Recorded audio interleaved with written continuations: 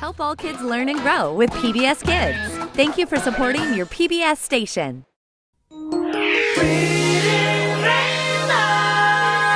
Butterfly in the sky, I can go twice as high. Take a look, it's in a book, a reading rainbow. I can go anywhere. Friends to know and ways to grow, a reading rainbow. I can be anything. Take a look, it's in a book, a reading rainbow. Reading rainbow.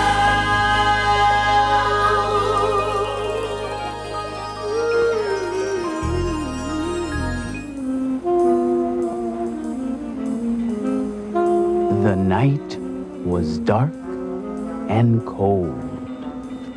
The fog was thick as homemade soup. I was in Charleston Harbor, hot on the trail of Big Mama Blue.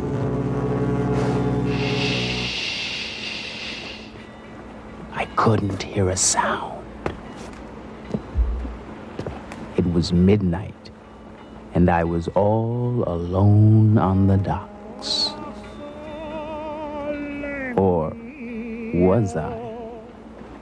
I didn't have the foggiest notion of where to look next, and then I got it. I knew there was only one place I could look for a clue, only one page I dare not leave unturned.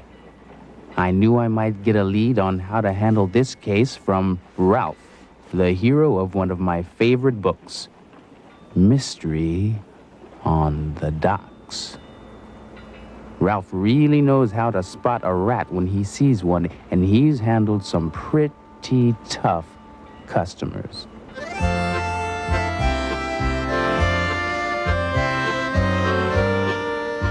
Mystery on the Docks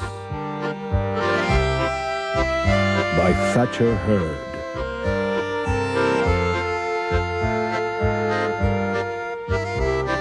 Read by Raul Julia.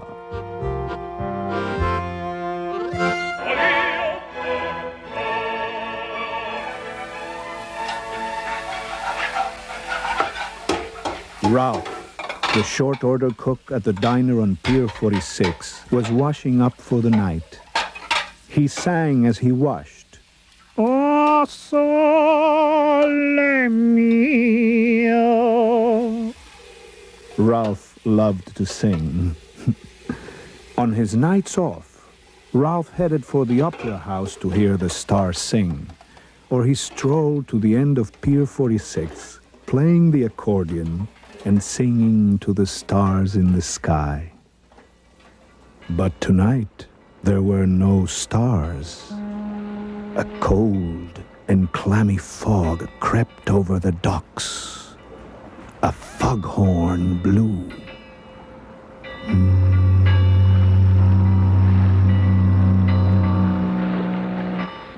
The pier creaked.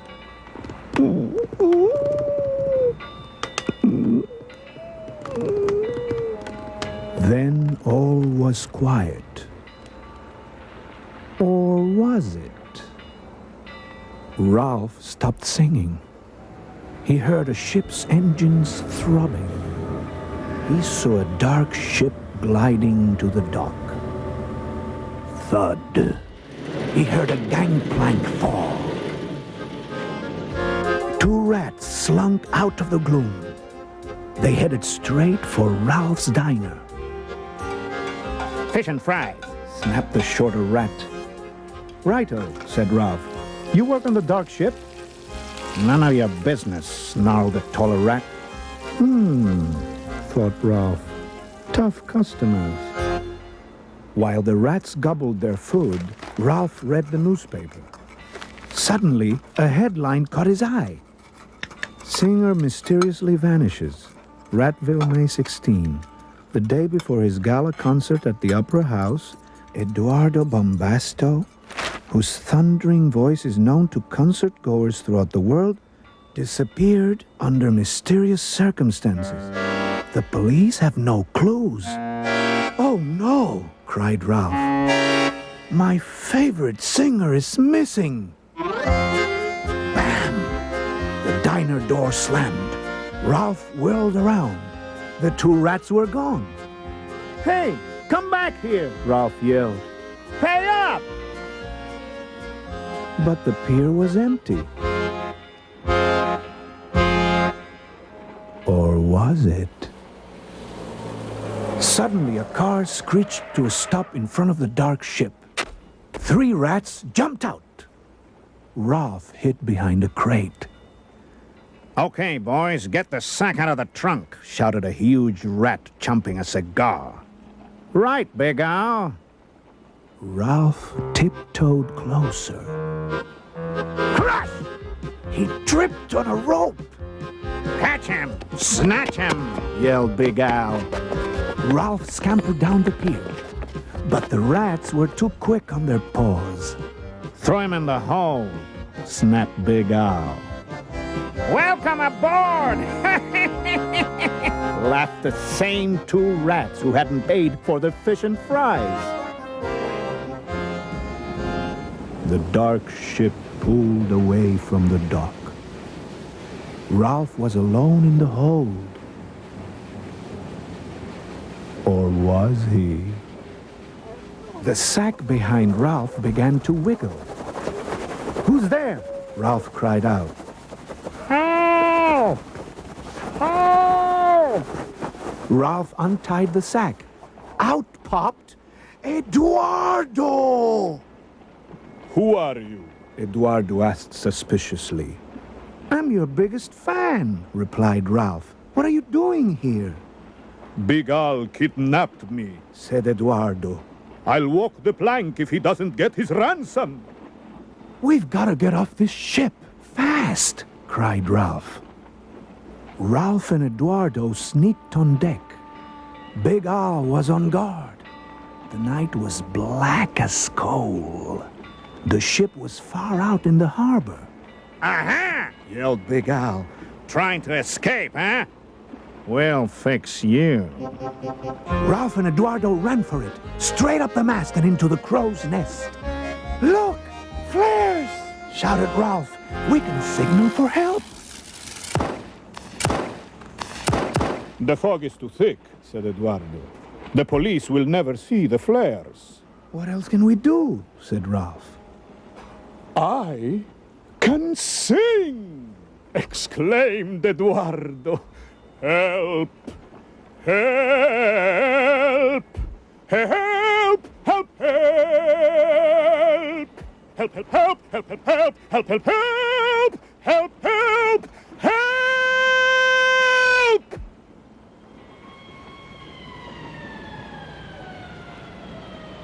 A police boat siren wailed in the distance. "They saw the flares!" cried Ralph. "No," said Eduardo. "They heard me sing." Big Al was hopping mad. "Full steam ahead!" he shouted. But the dark ship was slow and the police boat was fast. "Come out with your hands up!" yelled the police chief. But Big Al was not about to give up. He was too tough. And besides, he was winning.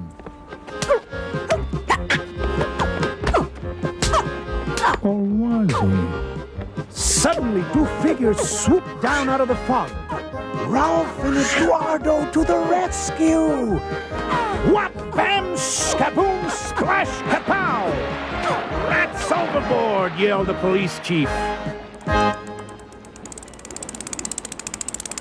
The police fished Big Al and his gang out of the water. Their fur was dripping.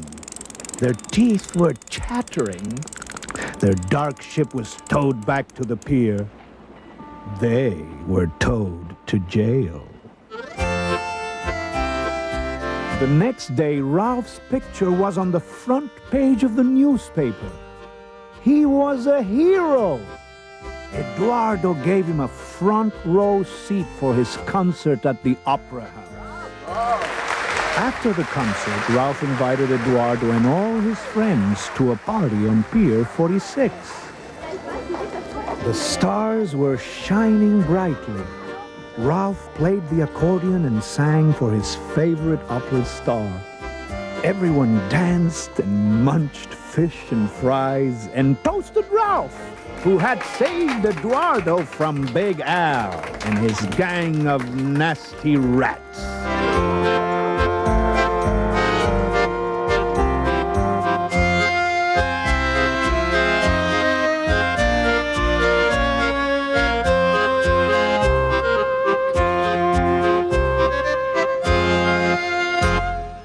And that, boys and girls, was the end of the story for Big Al and his gang of nasty rats. Or was it? Oh! Oh!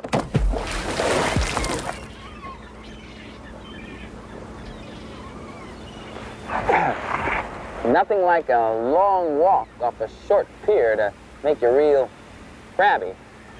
Guess I really missed the boat that time, huh? But you know, Ralph and Eduardo showed me exactly what to do if I'm ever in real trouble. Just sing out for help. Help! Thank you. Thank you. You know, sometimes it's a lot more fun to sing it than to say it. That's what's so great about opera.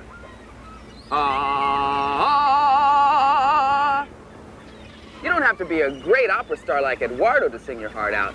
But if you were a star, what would you sing about?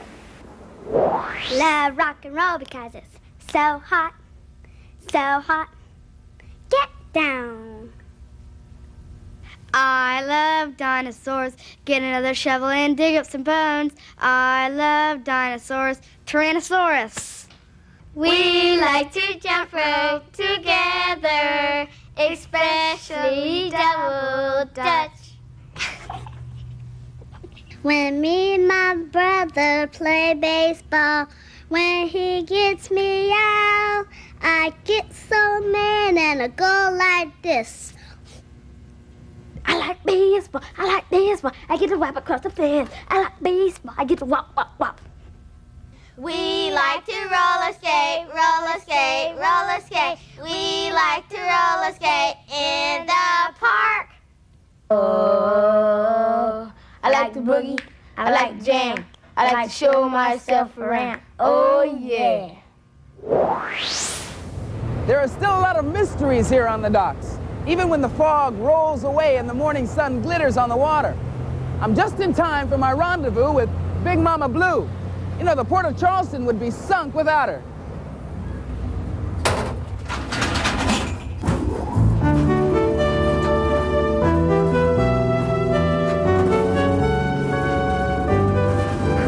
Wouldn't want to mess around with this mama. She's 222 feet tall, works 24 hours a day, and never sleeps. She can lift 80,000 pounds in a single handful.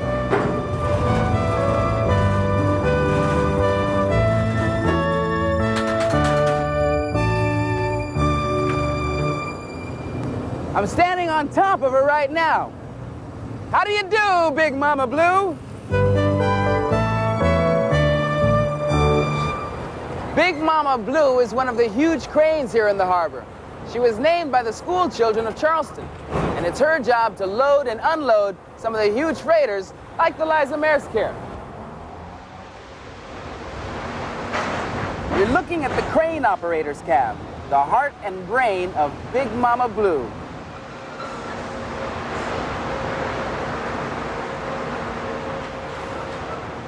Her huge steel muscles can pluck a tractor trailer out of the hold of a freighter almost as easily as you can pick a petal off a daisy.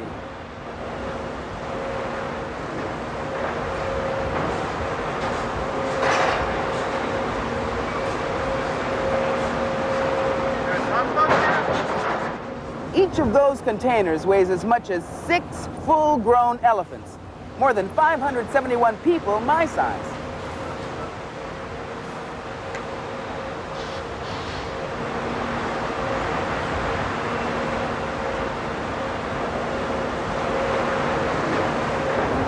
It costs $50,000 a day to run a ship.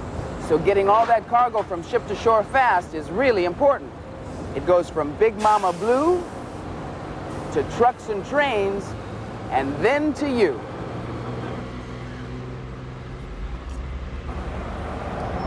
And here's another mystery for you.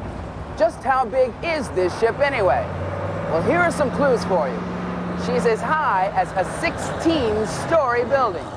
3 football games can be played on her decks at the same time, and more than 3,000 of these containers can nestle inside the 𝗙𝗲𝗻𝗀𝗃 without standing on each other's toes. Looks to me like the 𝗙𝗲𝗻𝗀𝗃 is the most important vessel in the harbor today. Or is she?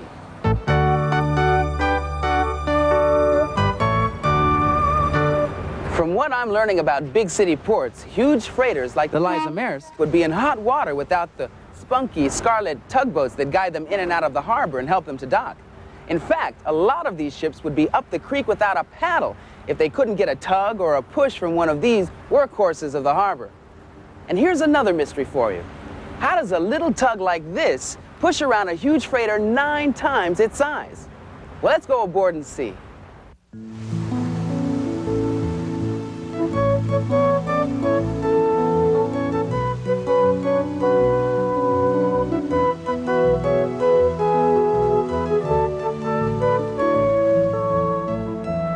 Tugs are fearless and friendly, and with those power-packed engines, they can tackle just about anything that floats.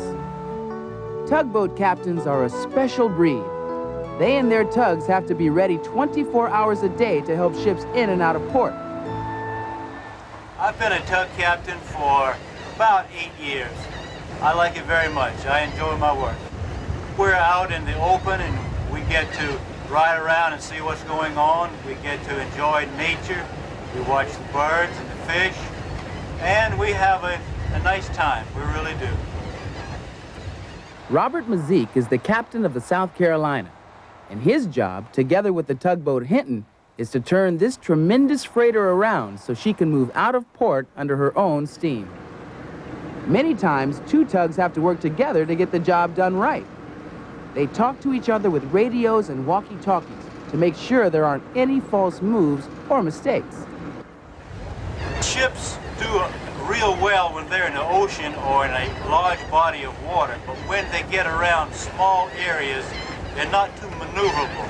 So what we have to do is we have to help them to maneuver themselves so they can get in tight areas. The main purpose for a tug is that it can handle itself in a small situation rapidly, and it's got plenty of power for its size.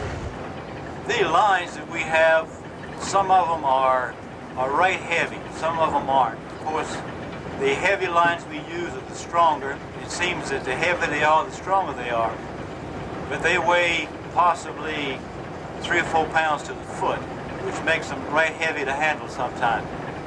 Ships are large and the tugs have a lot of horsepower, so it takes a pretty strong line so you won't break it when you are pushing or pulling on the ship.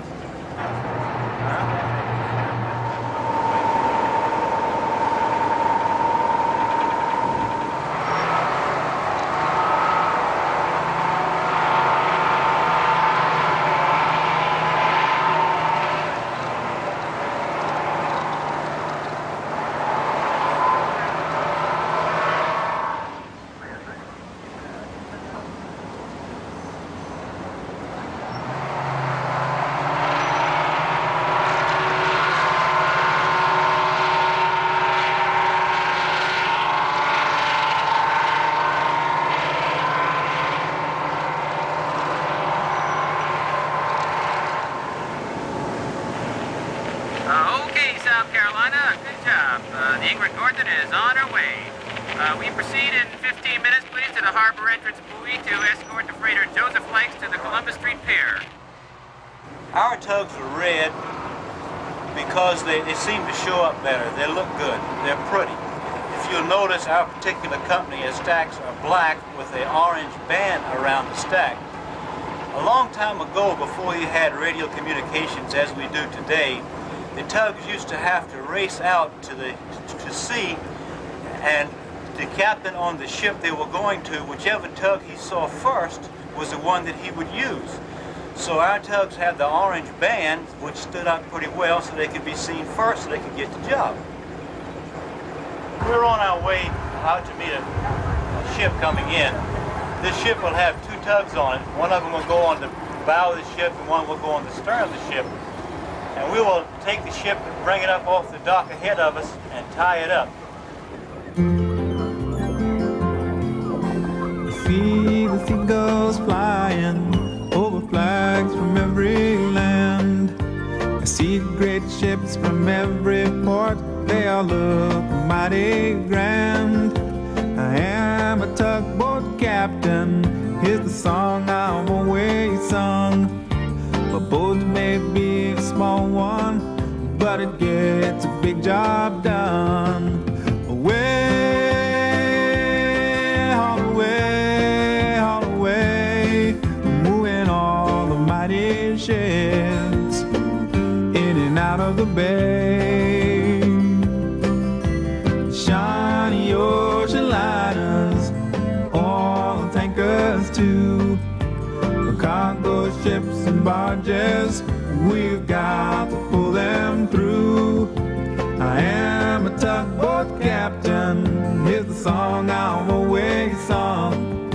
A boat may be a small one, but it gets a big job done.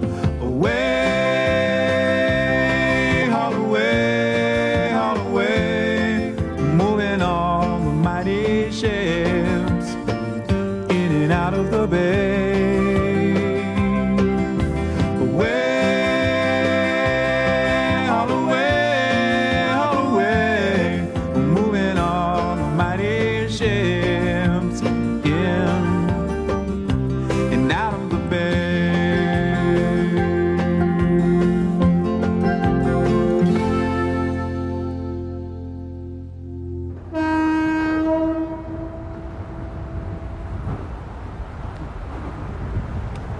Guess that goes to show you, you don't have to be big to be important. Well, if you like mystery on the docks, then here are some other books about boats and mysteries that you might enjoy.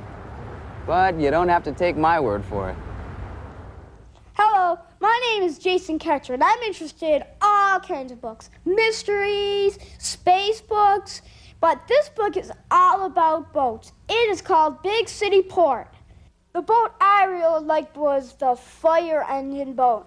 Do you know they have guns and hoses on that boat that squirt water onto fires on ships or on sheds?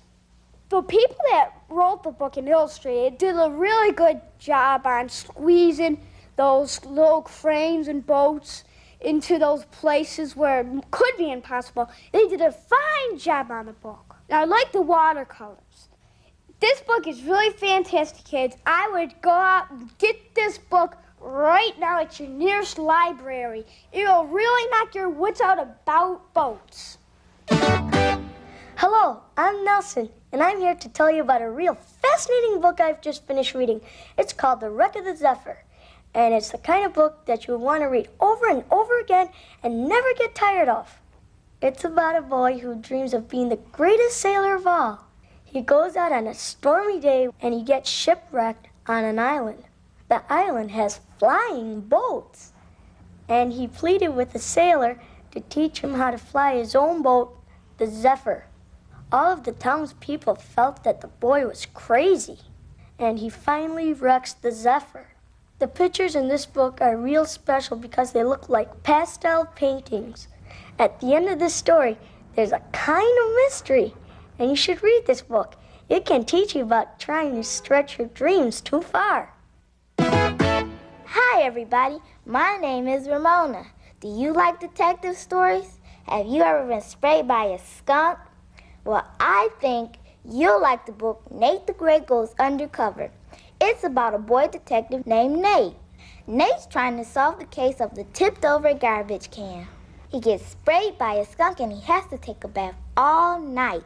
Then he hides in a garbage can twice. One thing about Nate, he sure doesn't mind getting dirty. Some people will do anything to solve a case. In the end, Nate finds out who's tipping over the garbage can. But if you want to find out, you have to read the book yourself. There are a lot more Nate the Great books. But if you read one, you want to read them all.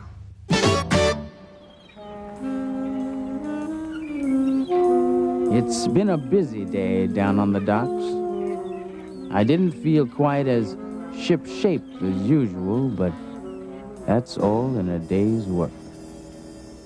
With the help of Big Mama Blue, I'd untangled more than my share of mysteries on the dock. And it was clearer now than ever that time and tide wait for no man. And for no mouse, as Ralph would be the first to tell you. Adieu, Big Mama Blue. We've really covered the waterfront, and this case is all wrapped up. Help! Or is it? Bon voyage. See you next time.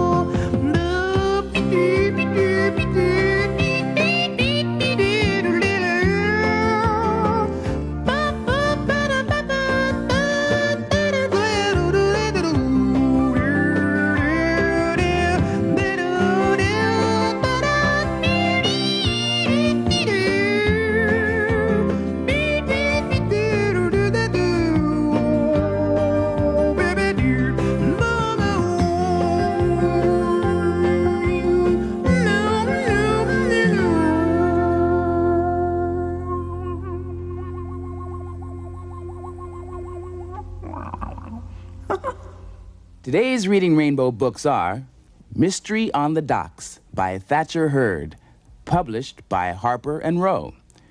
Big City Port by Betsy Maestro and Ellen Del Vecchio, illustrated by Giulio Maestro, published by Four Winds Press. Wreck of the Zephyr by Chris Van Allsburg, published by Houghton Mifflin Company. Nate the Great Mystery Series by Marjorie Weinman Charmat, illustrated by Mark Simont, published by Coward McCann.